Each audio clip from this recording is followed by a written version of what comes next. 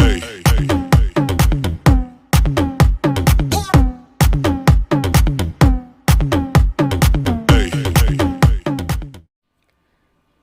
Guys, welcome back to my YouTube channel. आज की video के अंदर हम गायनेकोलॉजी का सेकंड चैप्टर डिस्कस करने जा रहे हैं। इससे पहले वाली वीडियोस के अंदर हमने गायनी के फर्स्ट चैप्टर को कंप्लीट स्टडी कर लिया है।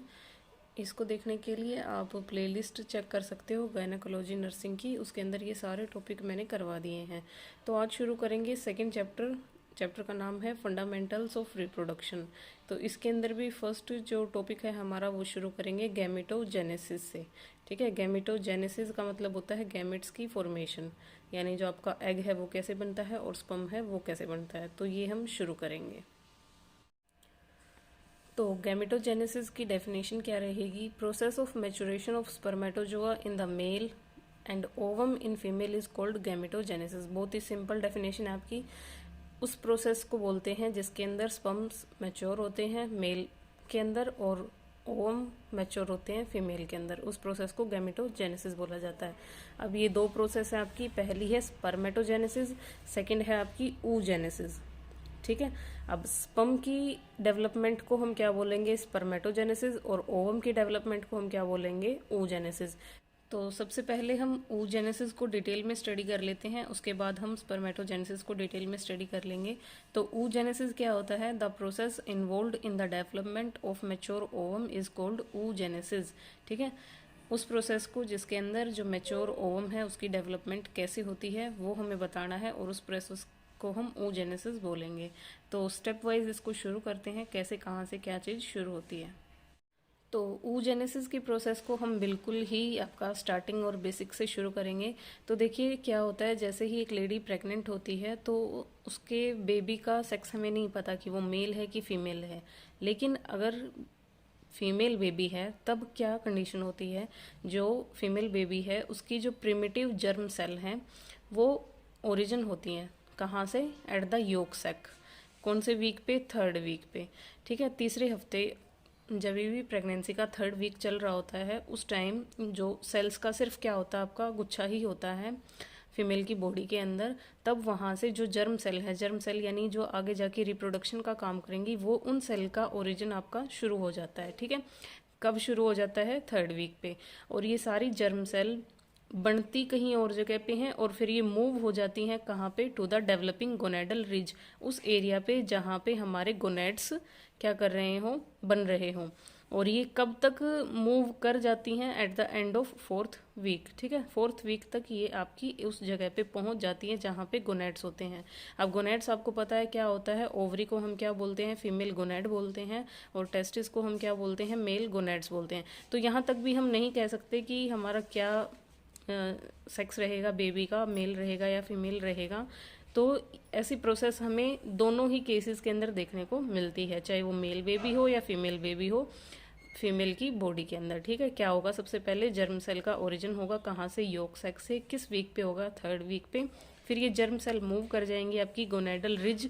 अभी तक सिर्फ रिज यानी एक प्लेस ही बना होता है। फोर्थ वीक का जो बेबी आप जिसको बोलोगे उसको आप क्या ही होगा? वो सिर्फ सेल्स का गुच्छा होगा। तो जहाँ पे गोनेड्स का रिज होगा या स्पेस होगा वहाँ पे जाके ये सेल आपकी मूव हो जाती हैं at the end of fourth week. उसके बाद इसके अंदर हमें क्या देखने को मिलता है कि इन द फीमेल गोनेड, अगर जो बच्चा है वो फीमेल गोनेड है। अब हम बात करेंगे यहाँ पे बच्चे की। ठीक है, फीमेल गोनेड के अंदर क्या होता है आपका? जो सेल्स हैं, ठीक है, जो जर्म सेल हमारी आई हैं उनके अंदर हमें रैपिड माइटोटिक डिवीजन देखने को मिलेगी। ठीक है, तो देखिए फीमेल गोनेड के अंदर जर्म सेल होगी हमारी, जर्म सेल के अंदर हमें रैपिड डिवीजन देखने को मिल रही है। ठीक है, कौन सी? माइटोसिस डिवीजन हमें देखने को मिल रही है। तो ये जो हमारी जर्म सेल हैं वो डिवाइड हो जाएंगी किसके अंदर? oogonia के अंदर। अब हम इनको जर्म सेल ना बोल के oogonia बोलेंगे। ठीक है, तो ये जो oogonia का नंबर है ये हमारा मैक्सिमम हो जाता है एट द 20th वीक। ठीक है, जैसे ही बच्चा माँ के पेट के अंदर 20 हफ्ते का होगा उस टाइम पे जो oogonia का नंबर है वो इसके मैक्सिमम लेवल पे होगा। कितना होगा? 7 मिलियन तक oogonia फीमेल की ओवरी के अंदर बन चुके होंगे। उसके बाद क्या होता है? ये जो oogonia है इनके अंदर आगे क्या होता है? फर्दर डिवीजन देखने को मिलेगी हमें। फर्दर डिवीजन, अब इनके अंदर जो सेल डिवीजन चलेगी वो चलेगी मियोसिस 1। ठीक है, मियोसिस 1 देखने को मिलेगी हमें। और ये जो oogonia है ये डिवाइड होंगे किसके अंदर, प्राइमरी oocytes के अंदर। ठीक है, ये जो प्रोसेस है ये अभी तक कहाँ चल रही है, जब तक बच्चा माँ के पेट के अंदर है तभी तक ये हमारी इतनी प्रोसेस हो जाती है। क्या होता है कि जो oogonia है वो डिवाइड होने शुरू हो जाते हैं प्राइमरी oocyte के अंदर और मियोसिस 1 की प्रोसेस के थ्रू। मियोसिस 1 की भी सिर्फ फर्स्ट स्टेज ही ये कंप्लीट कर पाते हैं। फर्स्ट स्टेज होती है आपकी कौन सी, प्रोफेज। हमने पढ़ा है सेल डिवीजन के अंदर प्रोफेज होती है आपकी, मेटाफेज होती है, एनाफेज होती है, टीलोफेज होती है। तो उनमें से सिर्फ पहली ही स्टेज ये क्या कर पाते हैं, पूरी कर पाते हैं। और ये स्टेज इस टाइम पे यहाँ पे फिर आगे स्टॉप हो जाएगी टिल द प्यूबर्टी। ठीक है, जैसे ही आगे प्यूबर्टी आएगी एक फीमेल बेबी के अंदर तब आगे प्राइमरी oocyte से कोई चीज़ बननी शुरू होगी। क्या होता है देखिए, oogonia बन चुके हैं हमारे 7 million at the 20th week. और ये जो प्रोसेस है बाकी की ये कहाँ तक बनी रहती है आपकी, oogonia का डिवाइड होना प्राइमरी oocyte के अंदर। क्या होगा यहाँ पे, सिर्फ फर्स्ट प्रोफेज ही कंप्लीट होगी। ठीक है, ये प्रोफेज अब यहाँ पे रुक जाएगी। आगे की जो स्टेजेस हैं वो हमें at the time of birth भी नहीं देखने को मिलेगी, कोई माइटोटिक डिवीजन नहीं देखने को मिलेगा। आगे जो प्रोसेस होगी वो हमारी क्या होगी, प्यूबर्टी पे देखने को मिलेगी। और बर्थ पे अगर आप प्राइमरी oocytes का नंबर पूछें कि कितना देखने को मिलता है तो 2 मिलियन तक हमारे रह जाते हैं यहाँ पे। देखिए जब बने थे कितने थे आपके, oogonia मैक्सिमम पहुँच गए थे 7 मिलियन तक, लेकिन oogonia प्राइमरी oocyte के अंदर कन्वर्ट होते होते कितने रह गए आपके, 2 मिलियन तक। तो एट टाइम ऑफ बर्थ कितने देखने को मिलते हैं हमें, प्राइमरी oocyte 2 मिलियंस। और वही अगर हम फिर रिप्रोडक्टिव एज में यानी प्यूबर्टी में पढ़ेंगे तो देखिए कितने आपके बचते हैं।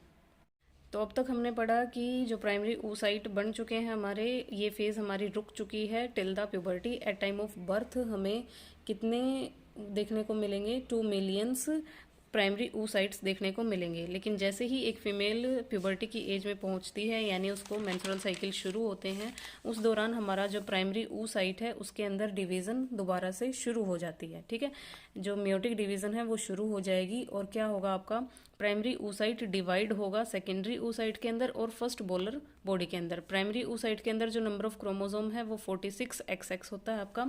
जैसे ही ये at the age of puberty divide करने शुरू होंगे तो सेकेंडरी oocyte के अंदर 23 क्रोमोसोम और एक एक्स क्रोमोसोम आएगा। एक फर्स्ट पोलर बॉडी बनेगी उसके अंदर भी 23 और एक्स क्रोमोसोम होगा। ठीक है, अब अगर आपसे पूछा जाए कि प्यूबर्टी की एज पे हमारे पास कितने प्राइमरी oocyte लेफ्ट हैं, ये आपसे कम्पिटिटिव एग्जाम में पूछे जाने वाले क्वेश्चंस हैं। तो प्यूबर्टी की एज पे हमारे पास हैं 4 lakhs। ठीक है, 4 लाख प्राइमरी oocyte बचते हैं। हालांकि हमने पढ़ा था कि एट टाइम ऑफ बर्थ वो 2 मिलियन थे, लेकिन प्यूबर्टी की एज तक वो कितने रह जाते हैं आपके, सिर्फ 4 लाख ही बच जाते हैं प्राइमरी oocytes। उसके बाद देखिए जो सेकेंडरी oocyte है उसका क्या होता है, फिर से आपकी प्रोसेस अब रुक जाएगी। जैसे ही सेकेंडरी oocyte आपका बन जाएगा, अगर ये आपका 24 आवर के अंदर फर्टिलाइज नहीं होता है तो ये डी जनरेट हो जाएगा और आपका मेंस्ट्रुअल पीरियड के अंदर क्या हो जाएगा, निकल जाएगा बाहर बॉडी से। लेकिन अगर ये फर्टिलाइज हो जाता है 24 आवर के अंदर तो इसके अंदर दोबारा से सेकंड मियोटिक डिवीजन देखने को मिलेगी आपको। ठीक है, इसके अंदर मियोटिक डिवीजन शुरू हो जाएगी और इससे आपको 2 चीज़ें मिलेंगी। एक आपका जिसको आप ओम बोलते हो या फिर प्रो न्यूक्लियस आप इसको बोल सकते हो, इसके अंदर 23 और एक्स क्रोमोसोम देखने को मिलेंगे और एक सेकेंड पोलर बॉडी आपकी जनरेट होगी। और अगर आपसे ये क्वेश्चन पूछा जाए कि एक पूरे रिप्रोडक्टिव पीरियड के दौरान एक फीमेल कितनी बार ओवुलेट करती है या ओवुलेशन उसकी बॉडी के अंदर देखने को मिलता है, तो 400 टाइम्स ओनली। 400 ओवम ही वो क्या करती है अपनी बॉडी के अंदर रिलीज करती है।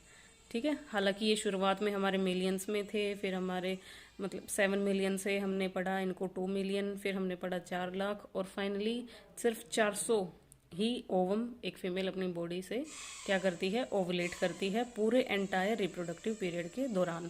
तो ये हमारा था oogenesis की प्रोसेस, क्या होता है इसके साथ, कितने ये बनते हैं, कितने बचते हैं। आई होप आपको अच्छे से समझ आया होगा। नेक्स्ट वीडियो के अंदर हम डिस्कस करेंगे स्पर्मेटोजेनेसिस के बारे में। आई होप ये वीडियो आपके लिए यूज़फुल रहे और काफ़ी सारे इसके अंदर हमने कम्पिटिटिव एग्जाम के क्वेश्चन भी साथ में पढ़े हैं। So thank you guys.